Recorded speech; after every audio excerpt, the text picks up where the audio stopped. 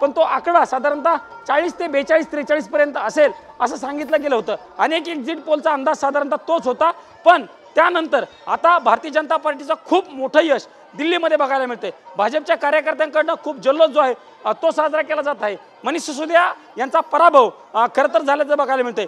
मनीष सिसोदिया यांचा पहिला मतदारसंघ हा पडपडगंज हा मतदारसंघ होता, मात्र मनीष सिसोदिया यांनी काही दिवसांपूर्वी तो मतदारसंघ बदलून आपल्या नव्या मतदारसंघामधून उमेदवारी घेतल्याचं आपल्याला बघायला मिळालेलं होतं। आता प्रामुख्याने जर सांगायचं झालं तर मनीष सिसोदिया यांनी जंगपुरा या विधानसभा मतदारसंघातून निवडणूक लढवलेली होती आणि त्या विरोधात भाजपचे तरविंदर सिंग बारवा हे एक प्रकारे विजयी झालेले आहेत। त्यामुळे आम आदमी पक्षाचा खूप मोठी पिछेहाट या माध्यमातून देताना बघायला मिळते। भाजपचे कार्यकर्ते या ठिकाणी घोषणा देत आहेत, मोदी मोदी असेल किंवा जय भाजप अशा पद्धतीच्या घोषणा या ठिकाणी कार्यकर्त्यांकडून दिल्या जात असताना आपल्याला बघायला मिळते। खरं तर सायंकाळी पंतप्रधान नरेंद्र मोदी हे भाजपच्या कार्यकर्त्यांना संबोधित करणार आहेत। साधारणतः संध्याकाळी 7:30 वाजता भाजपचं जे मुख्यालय आहे त्या मुख्यालयामध्ये मोदींचं कार्यकर्त्यांना संबोधन असणार। त्या संबोधनामध्ये मोदी नेमका काय बोलतात